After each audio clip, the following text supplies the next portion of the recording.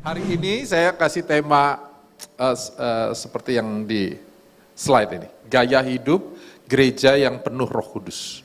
Tapi ini yang harus jadi rambu, saudara. Kadang kita hari ini nggak suka dibilang religius. Ih, lu religius banget. Enggak. Bahkan kita alusin katanya. Kita bukan religius, kita spiritual. Anak-anak sekarang suka pakai kata I'm spiritual, not religious. Ya enggak? Tapi yang harus hati-hati adalah kalau kita spiritual tapi nggak ada rambunya, akhirnya kita jadi spiritisme. Gereja kalau hanya suka spiritual, jangan-jangan kita masuk kepada spiritisme. Apa itu spiritisme? Semua dihubungkan dengan spirit. Kalau doa semua harus ditengking roh jahatnya. Seringkali kita suka nonton TV, yang kita tengking roh TV. Saya pikir, adakah roh TV? Coba cek di Alkitab. Jangan-jangan ini hanya soal penguasaan diri. Jangan-jangan arahnya ke dalam, bukan yang di luar. Kita suka nyalahin yang di luar. Spiritisme, apa-apa yang dicarahin spirit. Spiritnya aja bingung. Roh TV bilang, aku tidak ada roh. Aku cuma alat elektronik. Aku cuma tools. Rohnya itu di kamu. Bukan di alatnya. Saya berdoa, saudara. Kita bukan hanya melihat hal yang spektakuler. Kalau kita lihat jemaat mula-mula, saudara akan bisa melihat bahwa pengalamannya nggak putus dia. Ini satu kesatuan nih. Mereka Pentakosta terima Roh Kudus. Karena terima Roh Kudus secara luar biasa, lihat Petrus yang seorang nelayan, uneducated, dia keluar dan dia khotbah Petrus. 3.000 orang bertobat. My God. Lihat itu, ada pengalaman supranatural, tapi kemudian mereka masuk di dalam action penginjilannya, pengalaman rohani disusul oleh bentuk tindakan nyata, nomor 2. Tapi ini yang menarik. Diteruskan kepada, jadi kisah 2, 1:13 lihat tuh ya, kisah 2, 14:41, dia satu kesatuan tuh, dari 1 sampai 47, ujungnya gaya hidup. Nah ini yang kita mau bahas hari ini, soal gaya hidup gereja yang dipenuhi Roh Kudus. Yuk kita baca sama-sama.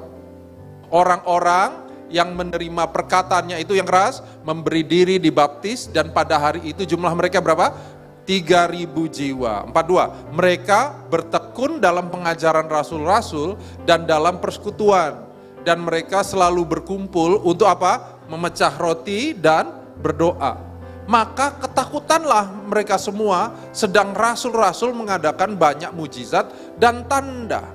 Dan semua orang yang telah percaya tetap bersatu, segala kepunyaan mereka adalah kepunyaan bersama. Kata ketakutanlah itu diterjemahkan dalam bahasa asli yang diartikan juga kekaguman ya, gitu. Heran gitu, takutan.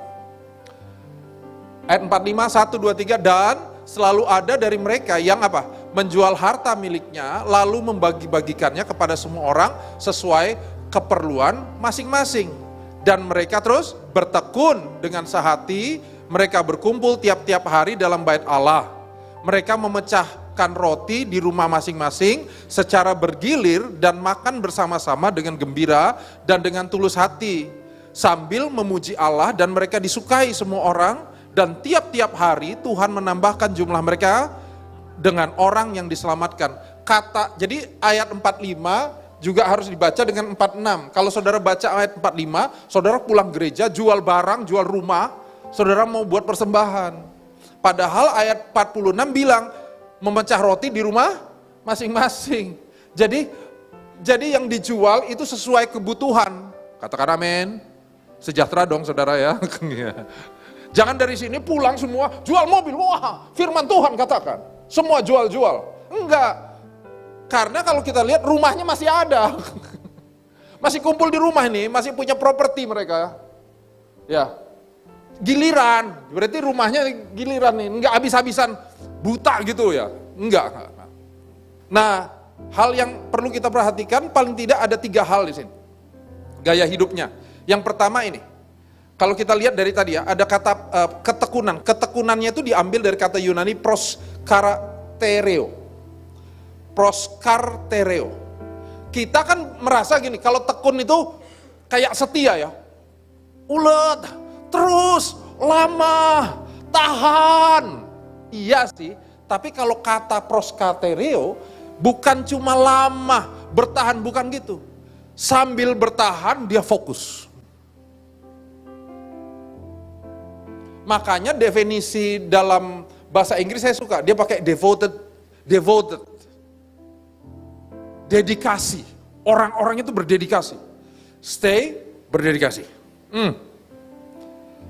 Kalau kita bandingkan adalah dengan Kisah 6 ayat 4. Kalau saudara ingat kejadian bahwa gereja waktu itu membutuhkan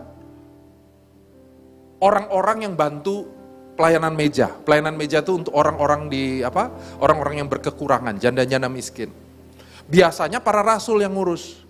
Saking sibuknya ngurus pelayanan meja, dia nggak fokus dengan pelayanan firman. Padahal rasul-rasul bilang, kami ini harusnya untuk pelayanan firman. Bukan hanya untuk pelayanan meja. Bisa, tapi nanti jadinya orang nggak kuat mendapatkan firman Tuhan. Makanya mereka tetapkan itu. Makanya ada kata itu, supaya kami sendiri dapat memusatkan pikiran dalam doa dan pelayanan. Kata memusatkan pikiran di situ pakai proskartereo. Ketekunan dalam fokus.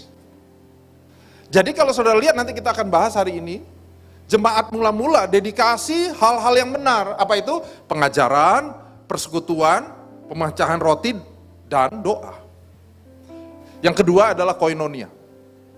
Tadi yang pertama adalah bertekun. Bertekun itu proskartereo. Yang kedua soal persekutuan. Persekutuan pakai kata koinonia di ayat 42 dan pakai kata koina di ayat 44. Dua kali diterjemahkan bertekun di apa yang saudara baca. Oke? Nah, kita seringkali berpikir bahwa kata persekutuan itu kayak fellowship, saudara. Ya, persekutuan doa, ngapain? Makan-makan. Persekutuan doa nih, nyanyi. Iya, itu bagian dari persekutuan. Tapi kata persekutuan itu punya arti yang lebih dalam. Kalau kita merujuk ke Filipi dan kita merujuk Roma, kita bisa melihat bahwa kata persekutuan punya arti itu mengambil bagian dan kontribusi, berbagi. Amin. Walaupun kontribusi kita bukan hanya bisa gitu loh, bisa ekspresi saudara tadi ya. Itu pun kontribusi. Engkau menyembah Tuhan dan sebelahmu melihat, aku diberkati dengan keseriusan dia, kesungguhan dia nyembah. Amin. Tapi justru kontribusi kita hari ini dalam pelayanan ini, inilah yang menentukan seberapa bentuk kekristenan kita. Ya, saya suka kata John Franklin di sini. God work in their life in proportion to the degree of koinonia. Tuhan bekerja di tengah kita dalam proporsi tingkat sesuai dengan tingkat persekutuan ini. Nah, persekutuannya tuh dilihat dari apa? The quality of love between believers. Kasih yang bekerja di tengah kita. Wow. Kerinduan mereka untuk Tuhan gitu ya. Keluar dari kasihnya. Jadi Tuhan yang udah memulai dengan kasihnya begitu dalam persekutuan kita dan membuat kita hidup dalam perkenanan, merindukan dia juga. Tapi Tuhan yang udah mulai. Wow. Amin saudara. Terakhir.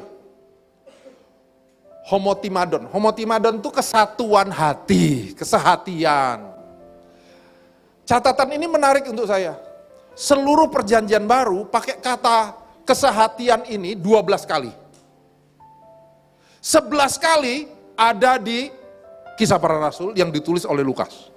Jadi Lukas memang orang yang sangat bisa melihat bahwa dalam jemaat lokal itu sangat penting kesehatian. Karena hatilah yang mendorong kita untuk berbagi, mengambil bagian tentang banyak hal. Amin. Ini bukan soal nggak ada beda ya. Saya kasih ini. Sehati bukan tidak ada perbedaan. Bukan gak ada konflik. Ada beda dong, ada konflik dong. Ya. Tapi persetujuan dalam menghidupi nilai-nilai Injil bersama. Bukan berarti kita gak beda, kita beda. Rumah tangga harus sehati, bukan berarti semuanya sama, enggak. Kita sepakat kita menghidupi nilai-nilai yang sama. Kalau ada yang salah, bertobat. Ya. Kita belajar untuk hidup bersama. Jadi saya tutup dengan ini kesimpulan hari ini. Tuhan, Tim Keller bilang gini, Tuhan memerintahkan umatnya untuk tidak hanya sekedar menyembah, menyanyikan pujian kepadanya di antara bangsa-bangsa. Asing gak? Artinya kita tidak hanya dipanggil untuk mengkomunikasikan Injil kepada orang yang belum percaya, tapi juga secara intensional, secara sengaja, merayakan dan mengalami Injil di tengah-tengah mereka. Lihat itu, bukan hanya komunikasi, tapi menghidupi. Katakan amin. Saya berdoa saudara, kita semua mengalami kepenuhan Roh Kudus, Pentakosta. Saudara menerima karunia-karunia Roh, berbahasa Roh, menerima kekuatan dari Tuhan, menerima iman, ya, menerima mujizat supranatural, yang sakit disembuhkan, yang dalam jalan buntu engkau terima pintu-pintu kesempatan yang dibukakan. Tapi itu semua untuk sesuatu. Sesuatunya apa? Melakukan kehendak Kristus, menjadi kabar baik untuk banyak orang, dan memiliki gaya hidup yang penuh oleh Roh Kudus yang tadi. Jadi menurut saya orang makin dipenuhi Roh Kudus makin mendarat gitu loh.